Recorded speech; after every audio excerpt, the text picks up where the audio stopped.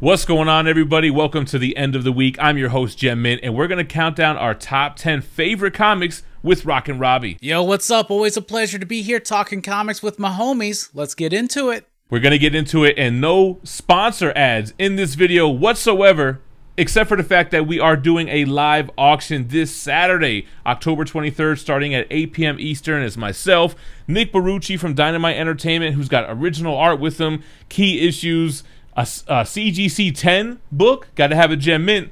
Also going to be joined by Very Gary and Comic Tom. Robbie was going to come, but you're going to be out of town for what, Horror Fest? I'd love to be there, but of course I'm going to be at Scarefest 13 in Kentucky, meeting some of the most iconic figures in horror history. You're an iconic figure, Robbie. And actually, I lied. There is a slight promo here. If you or anyone you know is looking to sell your comic book collection, speaking of Nick Barucci, hit him up because he's paying top dollar for collections right now. All you got to do is email him at nick.barucci@dynamite.com. Just mention comic book collections and GemMint Collectibles in the subject so he knows what it is, knows it's not spam, and try to strike a deal. If you don't sell, but you're looking to buy, you got to check out dynamicforces.com for all the latest comic books, but they also have back issues, key issues, CGC books, and more, and you can save 10% every time you use the code GemMint10, so check out dynamicforces.com. Now that that's out the way, hit that like, hit that subscribe, hit the notification bell, and let's jump into number 10 on this list. Number 10 is Time Before Time, issue 6, which I'm happy to say made the top 10 list. This list is comprised of a top 10 that I come up with and what Robbie comes up with. We look for books that overlap, and then we look at what's higher up on our list to fill in the rest, and this one landed at number 10. This is the time traveling book. They time travel in these pods. The syndicate kind of runs the whole show, and they help people relocate. It's almost like Witness relocation, but in time instead of place. But sometimes people want to break out of the syndicate. They want to get the hell out of the year 2400, and they want to go to 1984 because who the hell wouldn't?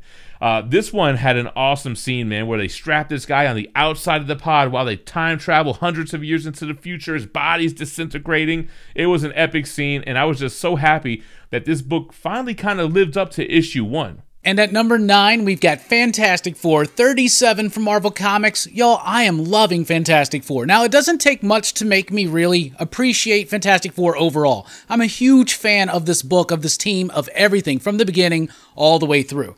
But Dan Slott's run was kind of frustrating for me at first, but now it's really evened out. Like, I feel like Dan Slott just being able to focus in on one book has made his work better, stronger, at least for something like Fantastic Four. It's got that family feel. We're dealing with the aftermath of this idea that Johnny Storm slept with Doom's bride-to-be, and then Doom hit him with this thing that elevated the cosmic radiation, and now he's constantly on fire. So he's like lonely. He's trying to meet up with his friend Spider-Man at the Statue of Liberty.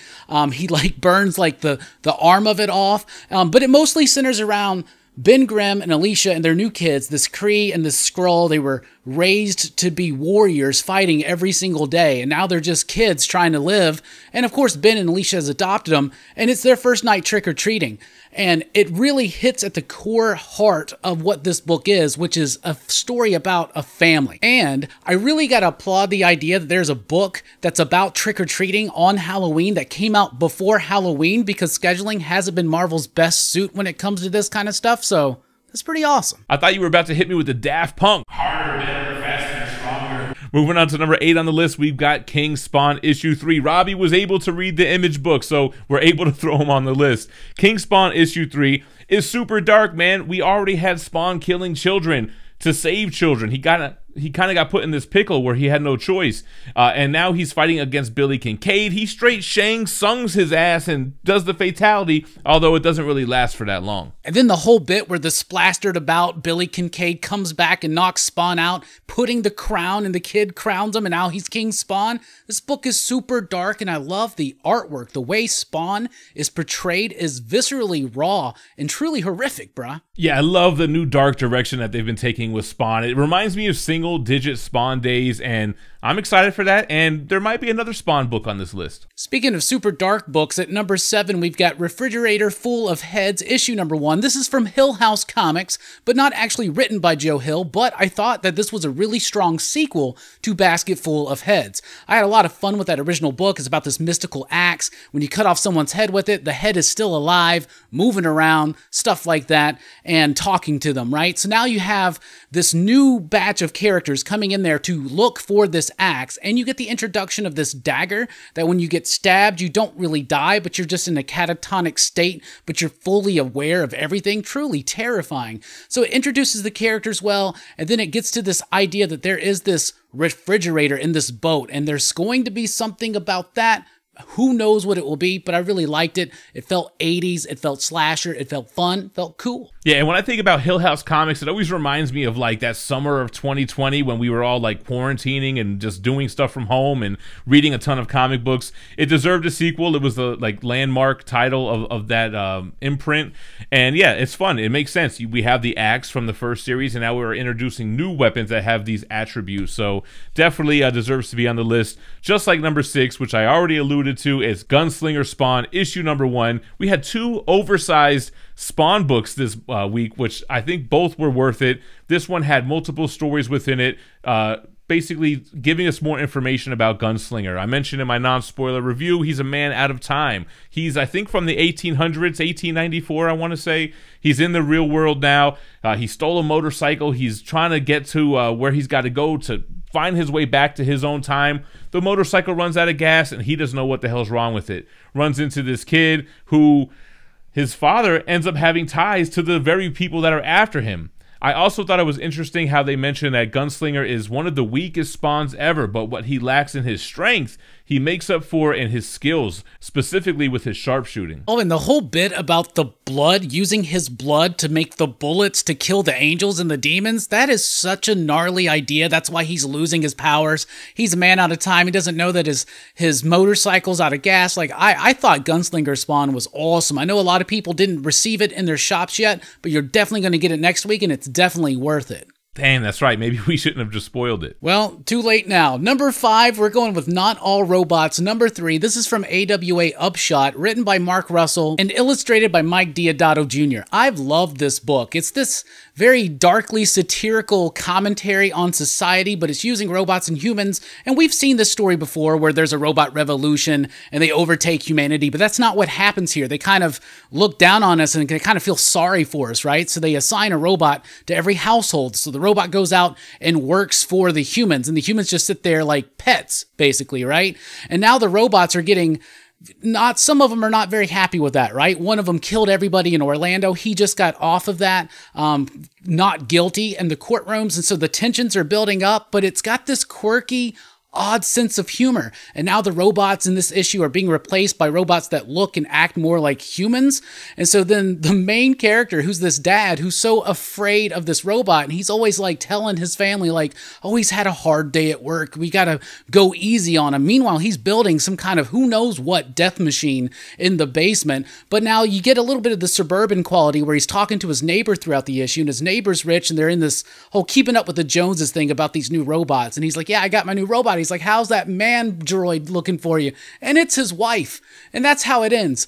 This book is wild, it's fun, and it said something too.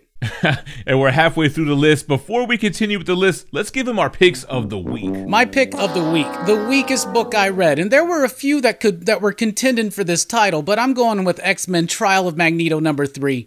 I haven't really liked it from the start, but at least that first issue had some kind of a cohesive narrative that I could follow. This one's just all over the place. Random things happening, characters acting out of character, and just muddy artwork and just ridiculousness. I have no idea what's going on in this series. It's muddy, it's ridiculous, and it was just, I'm just going to keep reading it because it's so bad. Yeah, it almost kind of crosses over to the it's so bad it's good thing. And I should have listened to you from the jump. I gave it a shot. I liked issue number 1. Issue number 2 had a good hook at the end with Scarlet Witch actually coming back. But now she comes back and she's like, what, 60s Scarlet Witch? Is basically the same premise from Death of Doctor Strange. So it's like lazy writing, or is it just a coincidence? I'm with you on that. My pick of the week, I went with Ant number 1 by Eric Larson. Man, this felt like a failed Kickstarter project. The art, the story, the plot, everything was amateurish, and it was not entertaining.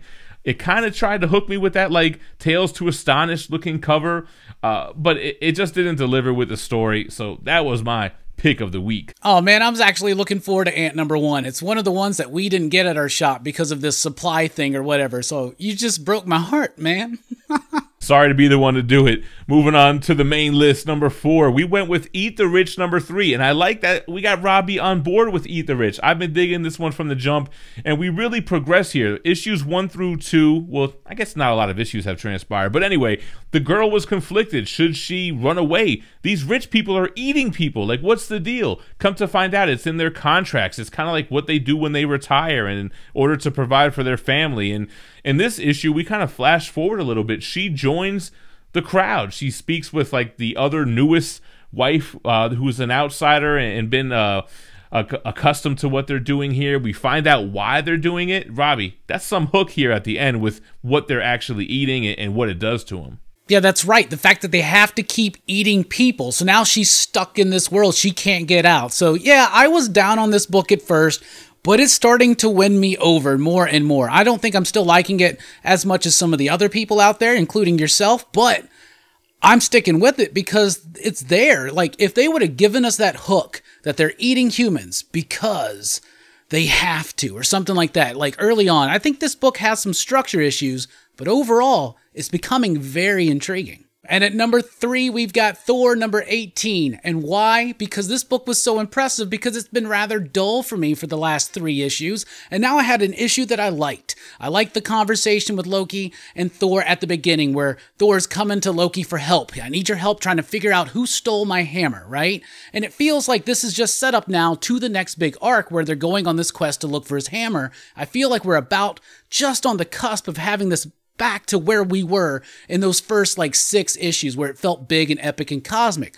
But first, if you're going to do a slower story to build into it, I really appreciate you using Throg. Throg was awesome in this book. I loved him building his team of pet Avengers with Hugin and Mugen and Lockjaw, of course, and Lockheed, and I just loved it. I thought it was charming. I thought it was innocently fun. I don't know, it was like a made-for-TV kids special version of Thor, but I liked it. I liked it. Now, the reason why Thor is so high up on the list is because we had 4 books that overlap. This happened to be on both of our lists, so it supersedes some of the other books. And it was way better than the previous issue, which was super dull.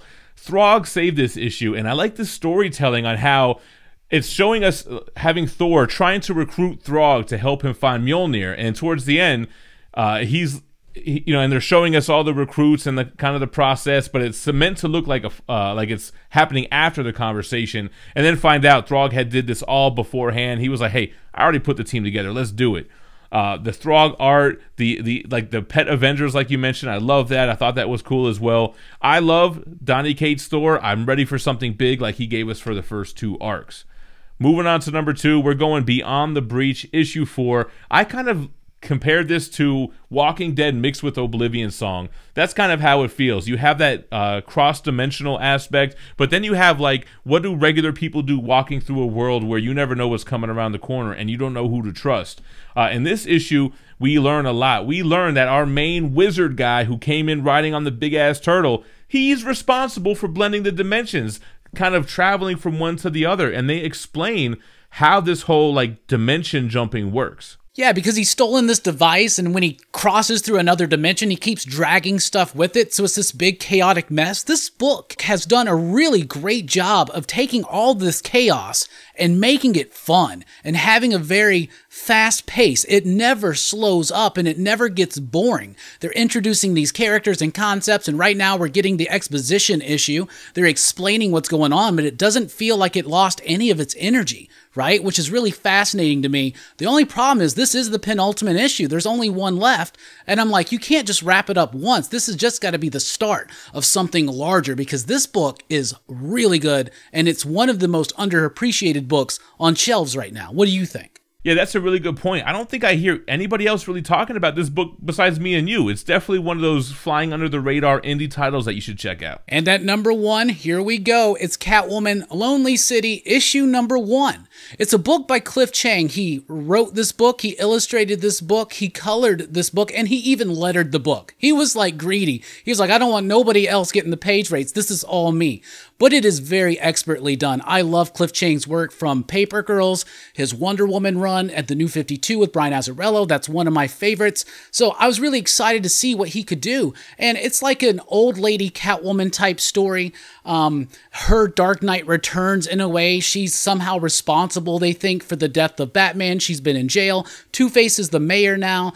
There are certain elements of the story that didn't quite work for me or just completely invest me in emotionally with the character, because we've seen a lot of stuff like this, but the artwork and everything about the way it was presented using that extra size format, it was perfection as far as that goes for me. Yeah, and this made number 1, not because it was my pick of the week, but because it was my pick of the week and it was on Robbie's top 10 as well. So that's just how it worked out this time.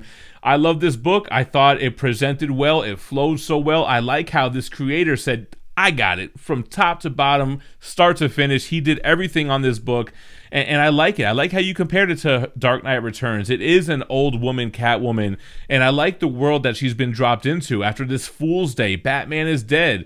So many things are destroyed, and she's trying to get used to it. Now, basically, you have Gotham City Police Department kind of magistrating, having like these robot sensors on the officer's head that can kind of detect if you're gonna commit a crime or not. It's almost like that movie The Sixth Day, I believe it was, with Arnold Schwarzenegger. Anyway, just a lot of great new ideas. You know, I do find myself being a little bit confused because we have Batman Catwoman, which also has a futuristic Selena Kyle, but this one definitely has its own style. I like how they take time to show the details of her trying to get back into the swing of things, but it's like her knees hurt and her back hurts, and she's not able to do the things she was always able to do, but she's still trying.